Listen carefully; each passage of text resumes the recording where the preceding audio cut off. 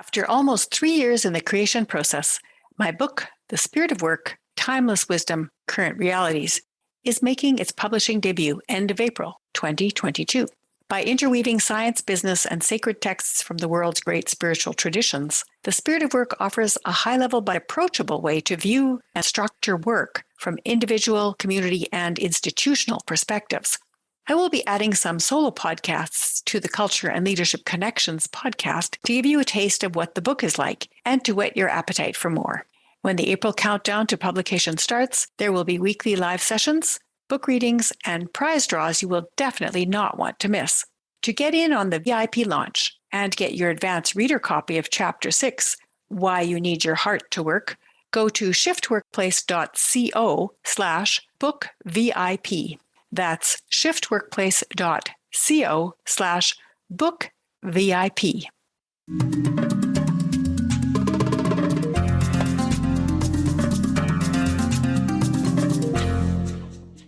Hello, Culture and Leadership Connections podcast listeners. Today, I'm very excited to present you Robert Manolson. He works as a workshop facilitator and certified career counselor of powerful play experiences, positive workplace mental health for teams. For almost 15 years, he's been traveling throughout Alberta, facilitating team development workshops, both in person and online, with amazing fun, energy, happiness, and joy. There's no sit and listen, stand and deliver PowerPoint presentations here. It's all about the action. Robert's message is simple. Business leaders step up, embrace the value of fun at work, and building a culture of highly engaged and happy teams. The number one strategy to raise positive mental health levels is to have fun. And we need to prioritize our daily mental health, both at work and in our lives. As an avid mental health champion, Robert is quite comfortable sharing his own personal story of living with and managing depression and anxiety. His goal is to be a role model for men everywhere who really need to get comfortable with talking about their daily mental health and to get the help and support they need. Welcome, Robert. Thank you very much for this opportunity, Marie. I am absolutely thrilled to be here today. Great. Well, I'm thrilled to interview you too, because only one other person in my life, that's my whole life, who has the level of enthusiasm that you have. And I hope you meet her someday. She's also an amazing facilitator. And I think the two of you are just the top of the top for enthusiasm, and I love it. Well, make it happen. I have to introduce the two of you. So that was the formal part. Please tell the audience a little bit about who you are and what you do. Well, first of all, thank you very much for that wonderful, wonderful introduction. I'm actually quite honored to be me after listening to that introduction. I'm feeling pretty good about myself. That's great. Well, I'm just an interesting, creative kind of guy. I use my creativity in all aspects of my life, but especially in work. I've created a business for myself, about 15 years ago, that is so eloquently called Powerful Play Experiences, Positive Workplace Mental Health for Teams. And you did mention that in the intro. Thank you very much. So as a workshop facilitator, I'm all about fun at work. I'm all about happy at work. I'm all about team engagement. It's my belief, and I know you and I, Marie, often talk about beliefs that drive our actions in life. I'm of the belief that if we incorporate more fun at work, more happy at work, more joy, more team engagement, you know what, Marie? That's just good mental health. That's just good positive workplace mental health. I'm on a mission, Marie. I really hope to inspire workplaces, especially during these crazy COVID times, to embrace the value of fun at work and really think about how increasing fun levels and play levels in the workplace is just a simple, effective, and cost-free strategy to really shift the energy and really shift people's mental health levels in the workplace. But Robert, how did you get to that point? I mean, were you always the fun-loving kid when you were little, or how did you get there? Would you like the Cole's Notes version or the long version? Cole's Notes, because I have 10 more questions to ask you. Well, I'm not surprised that as an adult, I've turned to play and fun at work as part of my career. I grew up in Montreal in a Jewish neighborhood, being that I'm Jewish. And I was surrounded by many, many Jewish boys and girls my own age, lots of kids, lots of Jewish kids in the neighborhood. And all we knew at that time was to play out on the streets together, to play at the park together, to play at the schoolyard together, to play on the monkey bars together, to grab our bikes and just bike anywhere together. So play was a huge part and influenced me greatly growing up as a little Jewish boy in Montreal in the friendly confines of a Jewish neighborhood. And that storyline has stayed with me all the way throughout my life. So it came as no surprise to me that when I walked into the guidance counselor's office in my final year of high school, and I said to her, listen, I'm on the cusp of graduating from high school, and I have no idea what I'd like to pursue post-high school. And she said, well, what do you like to do? I said, well, I love the subject that we call gym because we get to play.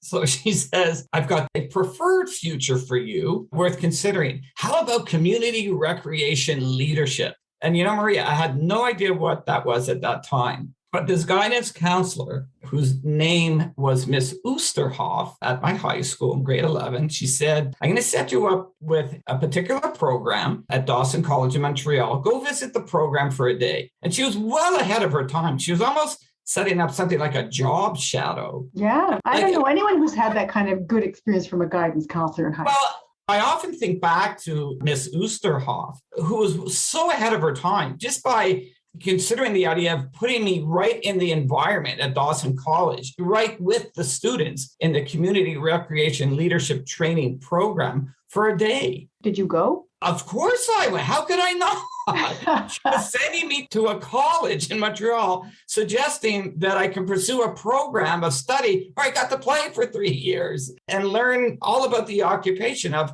recreation leader. And you're going to love this part of the story. So guess who comes along with me on that journey that day, Marie? I don't know, your mother? Yeah, exactly. My mother. What every Jewish little boy needs is his mother to come with him to one of the most important days in his life, which is to check out a college program which could set the tone for the rest of his life.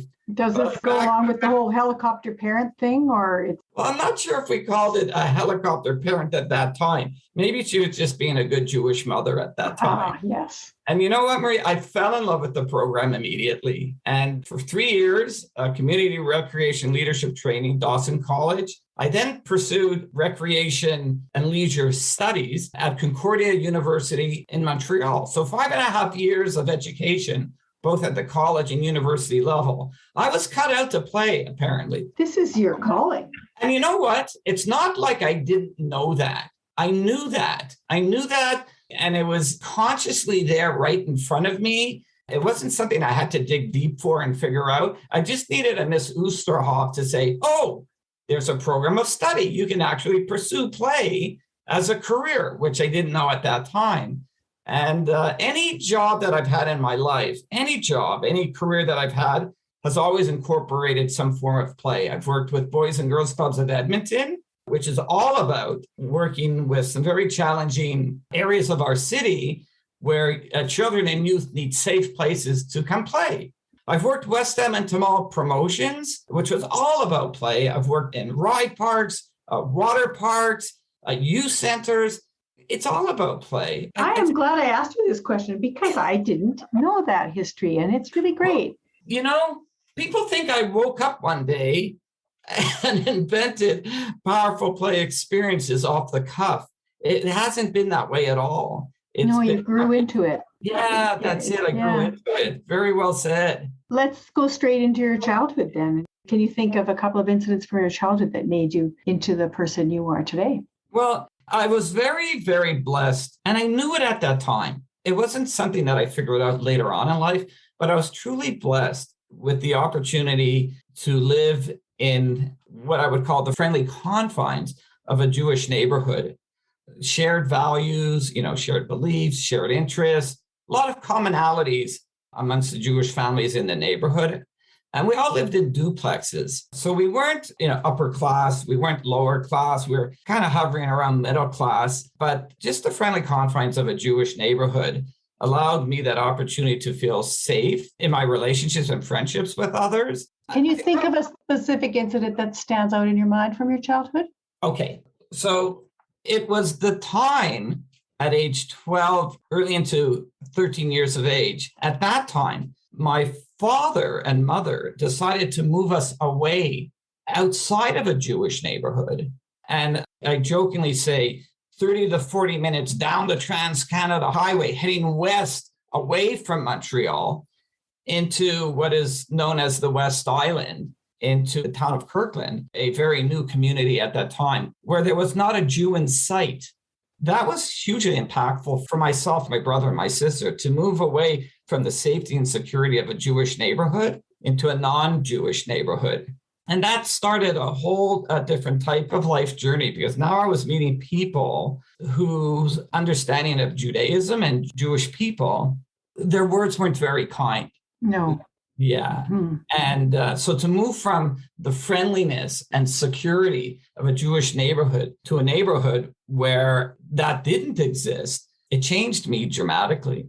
I now had to be a little more private and not as public about my Jewish faith, my Jewish practices, for fear that there would be a consequence. And that might have been either, we didn't call it at that time, but verbal abuse or physical abuse. Mm-hmm. So it changed a lot at that time. Effective religious prejudice. And people have assumptions about a religion that's not their own, and then they seek to stomp it out. And the interesting piece to all of that is, that aside, what still brought the kids together in that new neighborhood in the town of Kirkland, we all had moved into this area, this new housing development, in around the same time, within a 6-month period.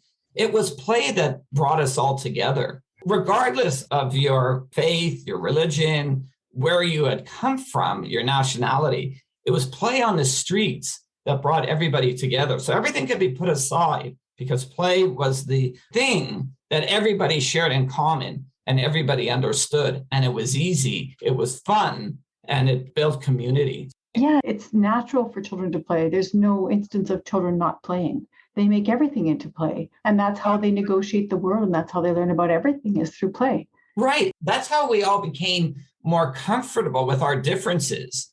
All of us lacked experiences with each other's country of origin, religion, family traditions, but it was through play. That's where your best learnings, occurred about one another. That's where you truly made an emotional connection. And just through the common experiences of play, that you're able to better see yourself as not being different, as being more like the same of your neighbor. The family that lived next door to us on one side of our home were very racially motivated, but there was a significant change over the course of the years that we lived in Kirkland. And the family, especially the father of the household, changed colors dramatically. And he and my father became like brothers. I can't recall how that transpired, but upon my father's death years back, our neighbor, the father of the household, was absolutely devastated. It was like losing a brother. And this was the family who initially we had to be very careful with, a little bit uneasy with, because of some of their own beliefs towards Jewish people. So that's just really hopeful to think that people can, over time and through exposure and through seeing the children grow up together, start to form bonds of friendship that erase racial prejudice. Isn't that hopeful? That's amazing what you just said, because maybe I didn't know that at that time, but it was through the adults of the household, of both families, watching the children and observing the children find their way together, that influenced the adults to sort of rethink their own different positions around the two different households. Is that kind of what you're suggesting here? Yeah, I really like it, because people tend to self-segregate, but when they can't, they are forced to learn from each other because they don't have other people to associate with. And so then these connections form. So it's really interesting, those two experiences that you had, feeling of belonging to a particular group, and then the feeling of being on the outside, but finding a way through play to build relationships. I think Socrates said this: I can learn more about a man from 1 hour of play than from 10 years of philosophical discussion. And that can be applied to the world of work. I could learn more about my coworkers, through 1 hour of fun at work, play at work workshops than I can by segregating myself into my cubicle and just relating to my coworkers on one level, and that is through getting the work that needs to get done. Once we invite each other to the sandbox and we bring our pail and shovel along and we all get into the sandbox together to build sandcastles, the energy is different. There's more collaboration, there's more respect, there's more sharing, there's more inventing, more creating, more shared decision-making, shared problem solving, all because we're in a sandbox together with our pail and shovel, building sandcastles together. I don't know if kids actually go into the sandbox anymore with a pail and shovel. They do. I witnessed it last year with my grandson, who was then 3, he's now 4. And we went to the park together while I was holding his newborn baby brother, and he was trying to negotiate playing in the sand in the schoolyard. And it was recess. And so the grade 2 kids came out for their recess and all in masks because it was beginning of COVID. And I mean, he had a pail and shovel and they had tools that they were using too. And he stood there and they looked at him and said, "Would you like to play with us, little dude?" And he said, "Yeah." I mean, his French is great. His English was not so great. And they didn't speak any French, but he understood that they were inviting him to play. And they were burying each other's hands in the sand and then pretending they couldn't get out, which was a concept that totally escaped him because it was quite obvious they could get out. And then they were trying to train him in how to play this game, but he wasn't at that developmental level yet. But they were so kind to him and encouraging. And they kept saying, "Oh, we'll show you how, or let us help you." And he was just completely included in the game. And he felt so much like he was a part of this whole play initiative. Then they said at the end when the bell rang, "You know what, little dude, when you get older, you're going to understand how to play even better. And then we'll play some more." Wow. Beautiful. And let's pull out the beauty of that, right? It was not just an invitation, but an invitation to the dude, the little dude. Little right? dude. You're like part of our group. You're little dude. Yes, the part of the inclusion, right? Come join in, be part of this experience with us. You know, they threw out the welcome mat for him. They did. To come play his way and be part of the experience. And that's a beautiful story on so many levels. When you were telling this story, you know, I thought back to growing up in this Jewish neighborhood in Montreal.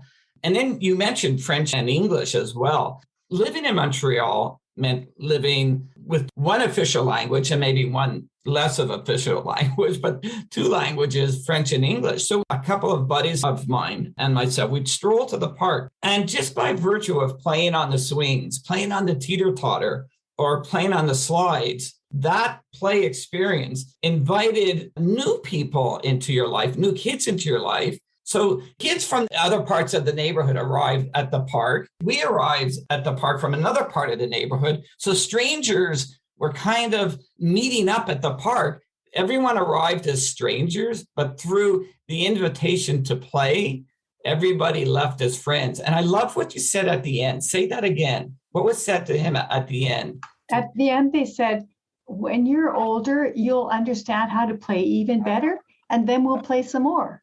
Wow. So kindness. He was flooded with not flooded. He was, you know, the contrast with my childhood, which was not at all safe like that. It really triggered me to see that because I kept thinking how much more confident I would have been had I even once been invited into a game. And perhaps I didn't know how to negotiate it. Like my grandson just took one step at a time, a little bit closer, a little bit closer. And by the time he'd taken 5 steps, they noticed he was there, and then they invited him, and then he took another step, and then they said, "Come on," and then he took another step, and then he was in, right? I don't think I knew how to negotiate that. Don't be so hard on yourself. Well, no, the reason I'm saying that is because my mother was so worried about us being poisoned by the other children who were all different religions from us on our street. Yes. She never allowed us to play with them. So my brother and my sister and I, we didn't know how to negotiate playing with people that we weren't related to, right? But my grandson does know that. It really was an interesting contrast. But let's get back to you. Yeah. So I really enjoy this whole piece about play, and I haven't explored that with any of my podcast guests so far. So I'm thinking this is so exciting. But from the groups you were born into, and you've already mentioned being born into a Jewish neighborhood, into a bilingual, perhaps multilingual neighborhood. So the groups that you were born into, what's influenced your sense of culture and self now? Today as an adult? Yeah.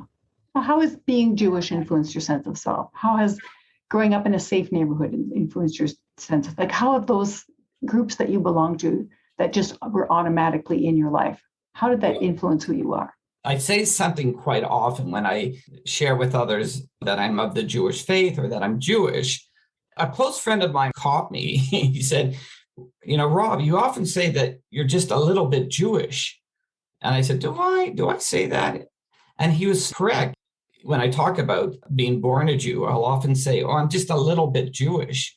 So I've had to sit back and reflect on why I am saying that and what are the influences that have taken place from those early years of living in a Jewish neighborhood to now that have changed the way that I think of myself as being a Jew. And I'll always be the first to acknowledge Jewish holidays and the cultures and the traditions, but I'll also be the first to not practice them. I'll always be the first to, with enthusiasm, tell others that a very dear cousin of mine is a well-respected rabbi in Israel, but I'll also be the first to say that I know nothing more about him, and exactly, who he is and how he practices Judaism in Israel. So I'm almost a contradiction. Well, don't you think that skepticism is part of the Jewish way of thinking?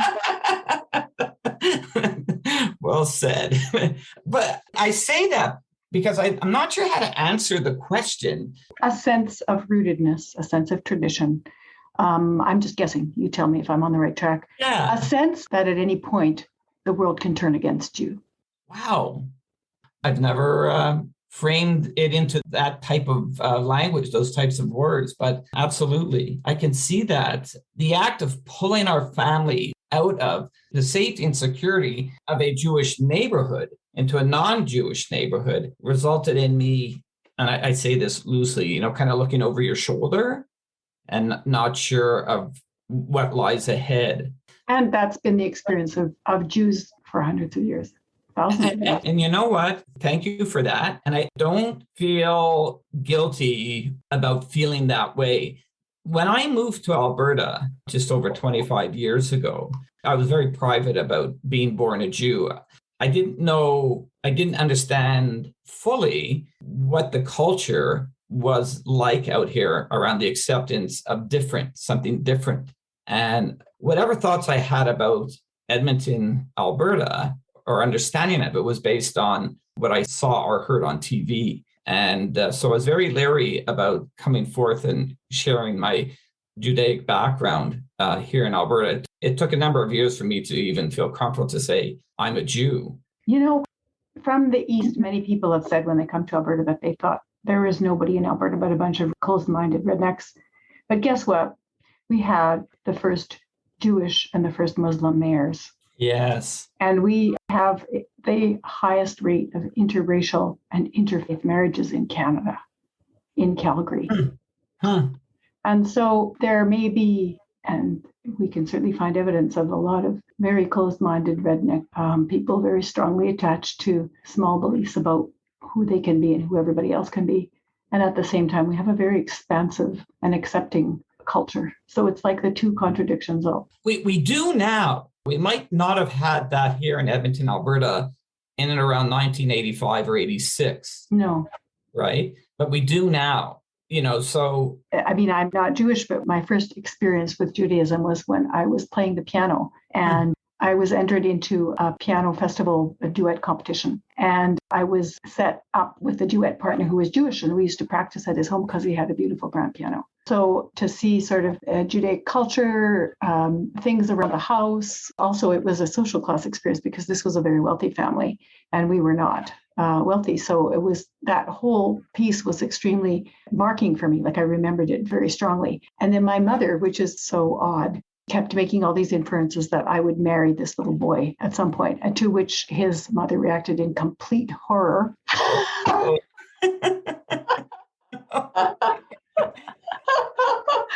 And the experience of the horror of his mother was pretty graphic in my mind. And it's really also my mother that was a very unexpected behavior. I was not expecting my mother to do that. So it was my very first experience at age 8 of meeting a Jewish family. Do you know today as an adult if they were Orthodox Jews, conservative, Reform, Lubavitch? Judaism has multi-levels. Yeah. Well, they would not have been Orthodox, or I don't think they would have had me come into their home to play duets with their son. So I expect they were probably more on the liberal side, maybe Reform. But yeah. And let's go back to you. I keep getting defaulted. Going back to this other pieces from my childhood that I didn't remember. Because the groups that we belong to have influenced us, and we can't really divorce ourselves from that. I used to work with a Persian facilitator who said to me, I'm just a little bit Persian, really. I'm really Canadianized. And I said, you can't divorce yourself from your history. Your history is your foundation. It's influencing you whether you like it or not. It's better to just say, where's the influence and how attached am I to that influence? And we had lots of discussions about that. And it was very interesting to see how we worked together from those two different standpoints. So you adopted groups. I mean, you adopted just the profession that you're in recreation and recreation leadership. But that's just one. I don't know many others that you've had. What have you adopted into who you are that isn't part of what you grew up in? My childhood and during my teenage years, kind of dating myself here, but I was born in 1960. And those early childhood years, I knew that our immediate family and our extended family wasn't healthy mentally. Now, of course, I'm using those terms today, which I didn't use back then. I was very much influenced by the grouping called mental illness. My family on both sides and all of their brothers and sisters and nieces and nephews and such, plenty of mental illness on both sides. So while I was growing up as one part a Jew, growing up one part this kid who just gravitated to play and community and friendships, I was also growing up with the understanding that there was a sickness or an illness in our family. And the language at that time was not very kind. It was not very appropriate, against today's standards. So I've taken that experience to my adulthood today and needed to find a place of comfort and peacefulness with my own mental illness. I live with and manage depression and anxiety, and I'm pretty good at managing it. But there's times that maybe I'm not so good at managing it, but I'm pretty good. But I want to take that experience that was highly impactful negatively on me as a child and look at it today and how we can reshape the language and the conversation around mental illness. Because today, there's a whole push towards appropriate conversation, appropriate language that I didn't experience as a child. Are there groups associated with living with mental illness that you feel you identified with or learned something from? I just want to say something, and maybe you can help me kind of weave it into the conversation. When you say groups, what keeps coming to mind is like I'm formally joining a group or I'm part of a group in a very formal kind of way. I don't think that's what you're asking me. No, I'm not, although it could be. Sometimes people go into, for example, recently I keep hearing about people joining this inclusive sport called pickleball. And, they're very influenced by the culture of pickleball. So that's an interest. People sometimes gravitate towards learning another language and they become involved with the language and the culture of the language. And that becomes a part of who they are and how they understand themselves. And professional groups. So, for example, there is that group that would be recreational leadership is a professional designation and grouping, and people in that profession think and act a certain way, and that may have influenced you as well. So that's kind of where I'm going with this. Does that help? Okay, perfect. So come back to what you said to me earlier about groups that you associated with later as an adult that you feel are part of who you are now. Okay. What I meant was come back to those other words you said earlier that sort of stopped me in my tracks. And I said, wow, I've never really thought of it that way. Like being Jewish and being a little bit fearful about being Jewish. And you used a phrase with me that just stopped me in my tracks, to suggest that I'm always looking over my shoulder. I think it was something around the idea that at any moment the world could turn against you. Thank you. That's it. Perfect. So, wow. Now I can make a connection to groupings. So that whole need for more kindness in the world and kindness in our community, and kindness in our neighborhood and kindness in our family is motivated because of what you just said a minute ago. That is very powerful. This desire for kindness and to bring kindness, to feel kindness and to encourage kindness. Yes, but because of what you said a few minutes ago, say it one more time. Feeling that at any moment the world can turn against you. Wow. Once you helped me better articulate an idea around a grouping as not being something that had a formal grouping or an alliance with the group, once I understood that, kindness came to mind immediately.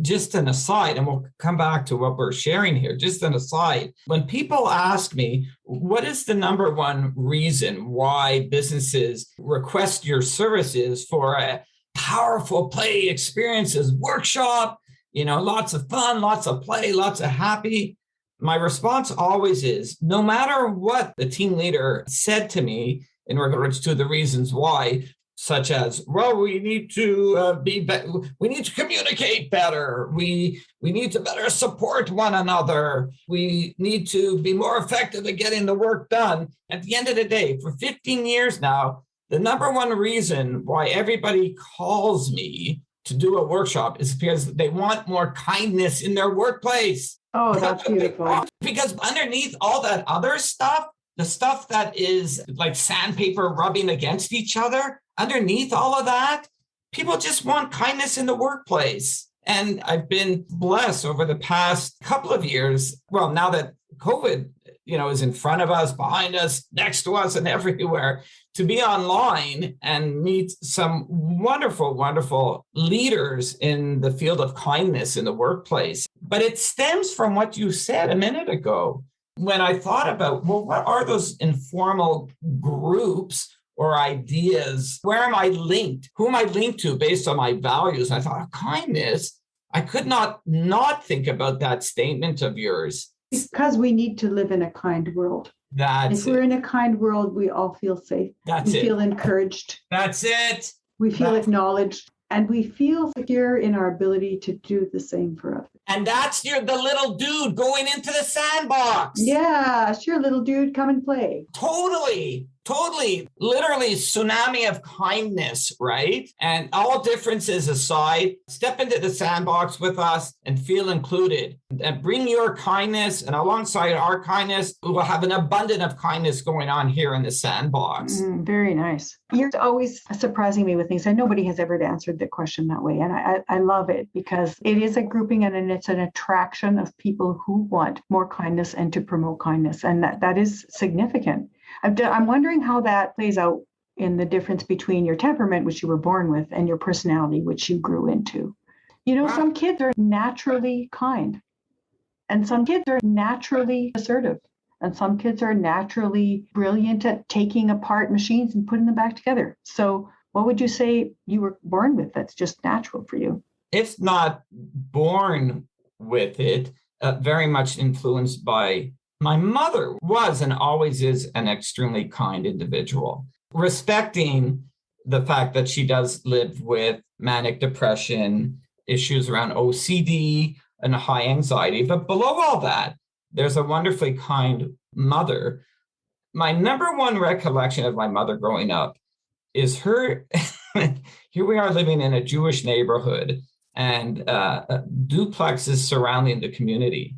And if there was a lost dog anywhere out on the street, my mother was chasing that dog.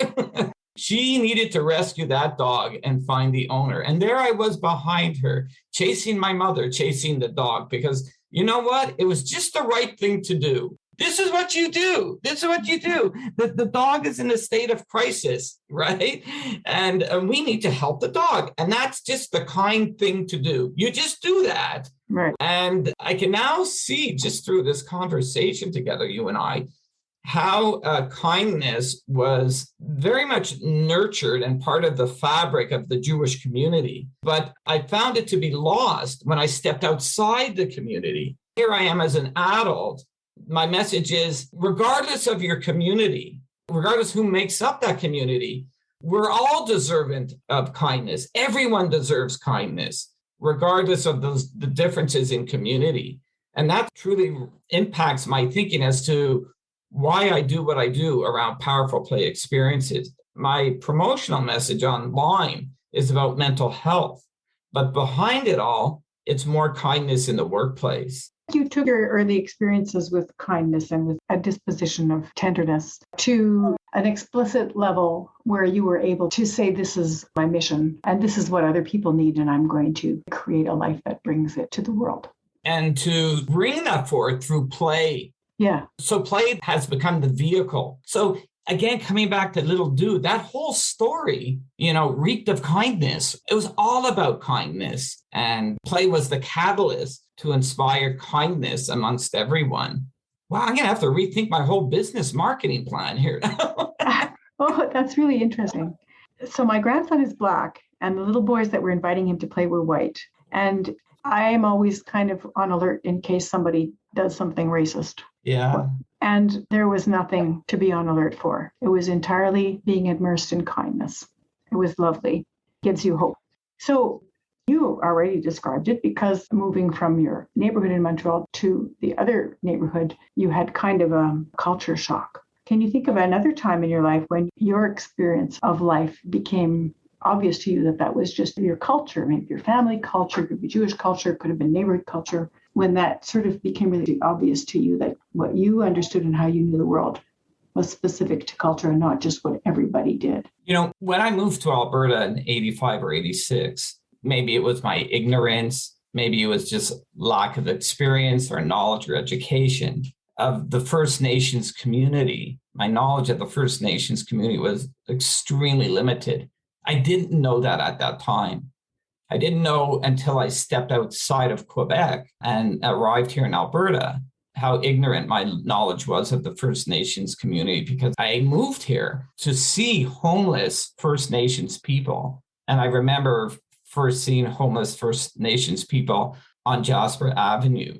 My mind parachuted back to Quebec and what I understood of the Aboriginal people, at that time. And, I had to catch myself and say, whoa, I just don't know enough. I'm just not knowledgeable. I lack experience, and I need to jump into this new province made up of people who don't necessarily look like or sound like the people in Quebec. And I need to be open to understanding the cultural experiences that are taking place here in Alberta and better understand what's around me.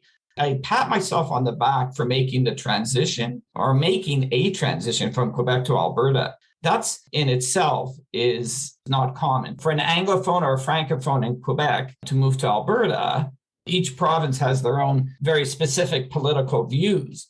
But I made the transition. And you know what? I am blessed that I have, because it's opened up like a whole new range of experiences for a higher level of appreciation specific to First Nations people. And I'm excited and thrilled and feeling more positive about what's happening today here in Alberta and across Canada around the changes that need to be made. So I hope I answered the question.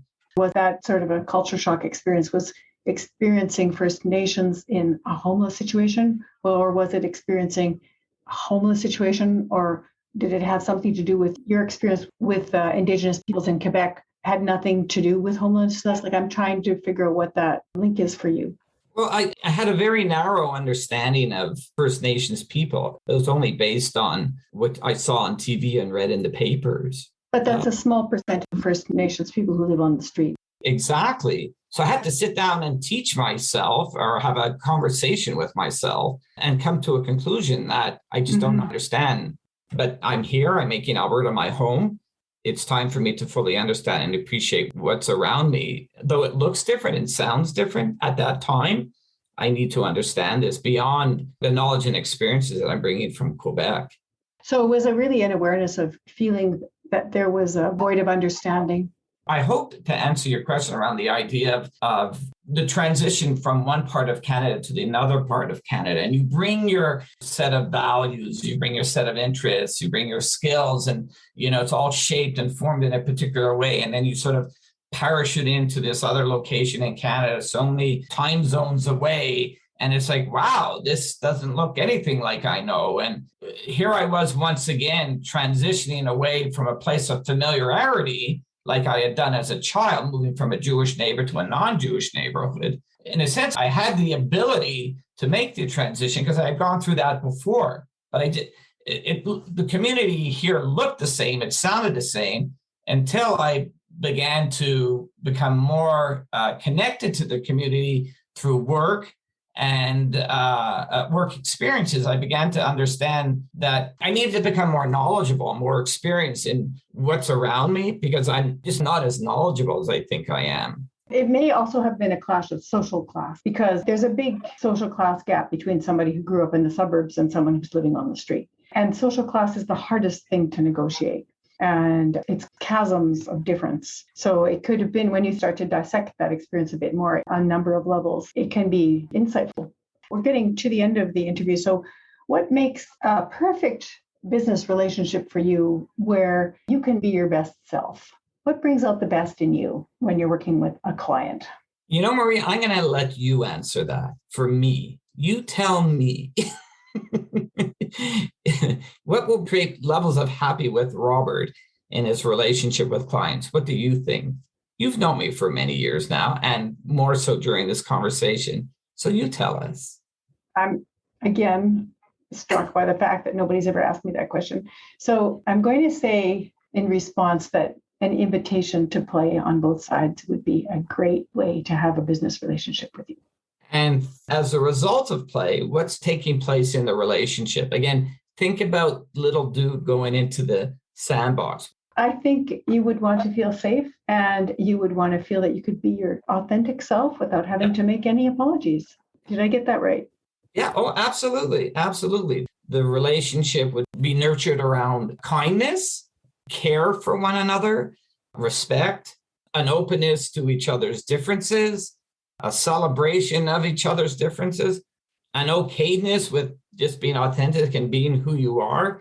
And something we've done a lot of during this conversation, we've chuckled a lot. We've laughed a lot. That is hugely, hugely important. And I was going to say for me, but I know that that's hugely important for all of us. And if we just sit back and admit that to ourselves, that we need a little more laughter, a little more smiles, a little more happy in our life, we just might be able to maneuver through some of these COVID stressors just a little bit better. Mm-hmm. I so agree with you. Yeah. So here's your soapbox moment. What you like to promote? Listen, no one person is immune to the many challenges we are all facing in regards to the crazy COVID experience. The question really is, how comfortable are you in looking at yourself in the mirror and saying, you know what? I need to add a little more self-care to my life. And I need to add a little more self-care to my team's life, my team at work. And we need to step back from all the crazy that is the world of work, the crazy that is the COVID experience, and catch our breath and pause and give ourselves a mental health break and have some fun together at work and play at work and change the energy and change the culture of the team, if not for 1 hour, 2 hours, 3 hours, a full day.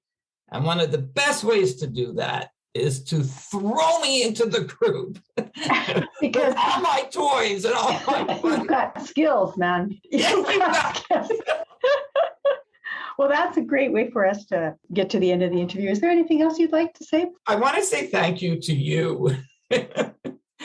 You know how much I appreciate you. You do know that. Well, I sure do now. You've said it so many times. I'm definitely taking it to heart. There's been a huge gap of time that we haven't connected, but it's almost like we haven't missed a beat since we've reconnected. And you're equally as amazing today as when I first met you 10 or 15 years ago. And don't you forget it. And that's what I want to say. Oh, thank you. That really makes my day. Let me tell you, it really does. So I'd like to thank you for being a guest on the Culture and Leadership Connections podcast, Robert, and for bringing so much joy to our listeners and to me. Well, thank you very, very much. And send lots of money to Marie. Just send her lots of money. That's all she really wants. Send her lots of money. And the same for Robert. Have a great day, everyone. Thanks. Bye-bye.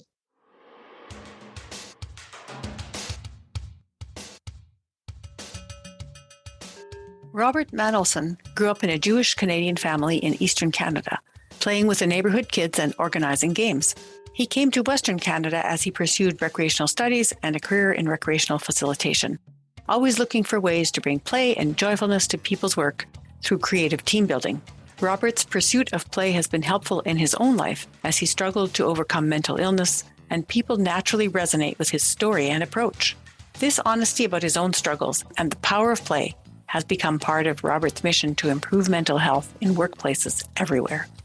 More and more, we are recognizing the power of creative play, game, and sport for strong teams and healthy companies.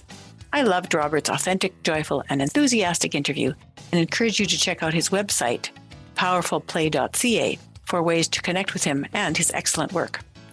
Do you have a network of friends you could send this episode to? Share the Culture and Leadership Connections podcast episodes on your LinkedIn, Facebook, Twitter, and Instagram, and tag me, Marie Gervais, on your post. You will be sent a link to download our very delicious Culture and Leadership Connections cookbook as a thank you for helping us spread the word. Thanks for listening, and may Culture and Leadership Connections continue to guide and inspire your day. This podcast would not be possible without the expertise of our Culture and Leadership Connections production team. A big thank you and shout out to Mike Kurlander for audio production and editing, to Malvika Kathpal for the show notes, Bernadette Guadiz for online web and social media management and promotions, Celine Bayogo for design, and Kirsten Hoyer for website and branding. Thank you so much.